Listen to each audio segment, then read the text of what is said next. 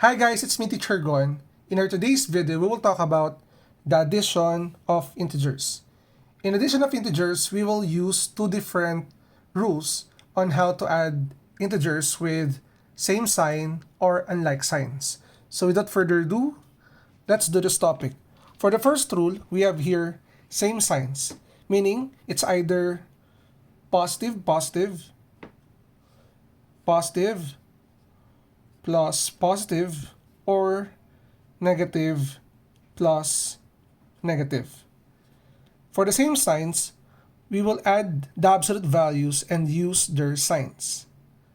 Next, different signs.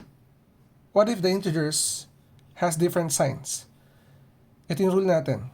By the way, when we say different signs, let's say positive plus negative. Or another possibility is that we have negative integer plus a positive integer. So here's the rule for the different signs. Greater absolute value minus lesser. Okay? And use their sign of the greater absolute value.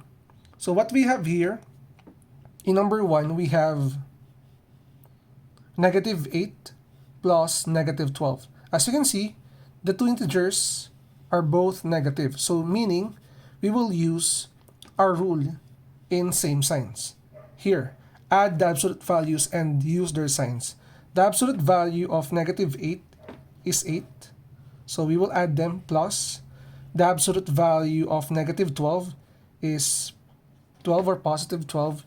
And then according to the rule, we will add them. 8 plus 12. The answer is equal to 20. And here, in the last part of our rule, use their sign. Since the two of them are both negative, the sign of 20 is negative 20. Therefore, when we add negative 8 and negative 12, the answer is negative 20. Now let's move on with item number 2. For number 2, we are given 14 plus negative 4. So as you can see, this one falls under the different signs. One is positive and the other is negative. So according to the rule, greater absolute value minus lesser and use their sign. So get the absolute value of this and this.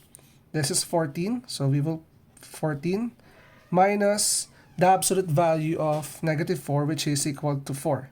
Then subtract them. As you can see, 14 minus 4 is simply equal to 10. And let's check which sign are we going to use. We have these 14 and negative 4. Since 14 has the greater absolute value, we will use the positive sign or simply 10. And this is the answer for item number 2. Okay? Now let's move on with number 3. For number 3, we have negative 15 plus 3. For number 3, they have different signs. Same with number 2. So we will get the absolute value. The absolute value of this is 15. Okay? And then subtract. The absolute value of 3 is 3. So as you can see, 12 minus 3, 15 minus 3 is equal to 12. And for the final answer, we need to check which integer has the greater absolute value. So as you can see, the greater absolute value is 15. So it came from negative 15.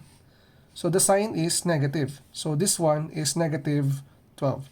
And this is the answer for item number 3. So I hope guys you learned something from this video. And for your assignment, you will answer number 4. We have negative 30 plus negative 40. So I hope na makita natin sa ating comment section what is your answer in item number 4.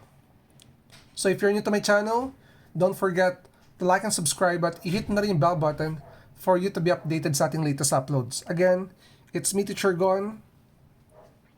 Maraming salamat. Bye-bye!